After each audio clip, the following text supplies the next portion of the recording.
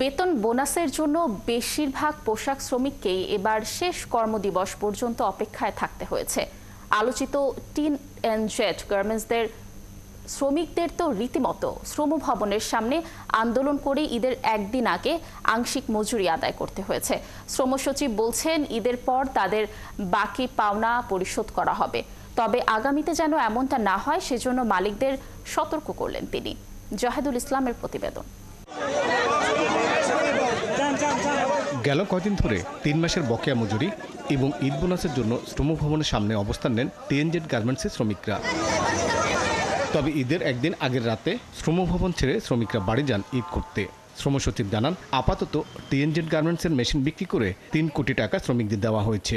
বাকিটা ঈদের পর পরিশোধের আশ্বাসে শ্রমিকরা বাড়ি গেছেন। 100% বেতন বোনাস হয়তো সম্পূর্ণ পেয়েছে অথবা আংশিক পেয়েছে। বিশেষ করে আগামী মাসের যেটা 15 ডেজের বেতন দেওয়ার কথা সেটাও ম্যাক্সিমাম ক্ষেত্রেই দেওয়া হয়েছে। আশা করি যে ঈদের পরে তার ফেরত আসবে। তাদের যদি আরও দাবি দেওয়া থাকে সেগুলো আমরা কেস টু কেস আমরা একটা বিষয় আমরা নিষ্পত্তি করব।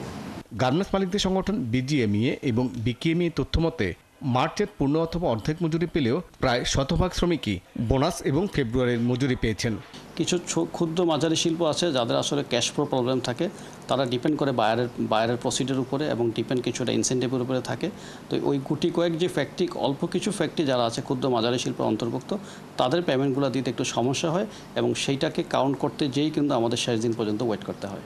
শ্রমিক নেতারা বলছেন, প্রতিবার মজুরি এবং বোনাস পরিশোধ নিয়ে মালিকরা উদাসীন থাকেন। এই চর্চা থেকে বের হওয়া প্রয়োজন। শ্রমিকদের ঈদটাও যে তাদেরও আর সকল নাগরিকের মতো তাদের প্রাপ্য এবং তাদের এটা অধিকার, এই দৃষ্টিভঙ্গিটাই যেন মালিকদের নাই। গত 15 বছর আমরা দেখেছি সংসদে অনেক মালিক পক্ষের অনেক সদস্যরা ছিলেন, তারা এই পদকে ব্যবহার করে তারা আইনকেও হয়তো কখনো কখনো তোয়াক্কা করেননি। যদিও শ্রম সচিব বলছেন, এবার মজুরি এবং বোনাস শ্রমিকরা যেন ঠিক সময় পান সেজন্য সরকারের আগাম প্রস্তুতি ছিল। গতকাল পর্যন্ত টিএনজেড গার্মেন্টসের শ্রমিকদের বকেয়া মজুরির দাবিতে উত্তাল ছিল শ্রম ভবন। অবশেষে শ্রম সচিবের হস্তক্ষেপে শ্রমিকদের বকেয়া মজুরির কিছু অংশ পরিশোধ করা হয়েছে, বাকি অংশ ঈদের পরে পরিশোধ করা হবে এমন আশ্বাসে শ্রমিকরা রাত 10টায় শ্রম ভবন ছেড়ে যান। তবে শ্রম সচিবের করা হুঁশিয়ারি, আগামীতে কোনো মালিককে কারখানা চালাতে হলে অবশ্যই শ্রমিকদের মজুরি নির্ধারিত সময় পরিশোধ করতে হবে, অন্যথায় সেই মালিকের বিরুদ্ধে নেওয়া হবে আইনগত ব্যবস্থা। জাহিদুল ইসলাম, 71, ঢাকা।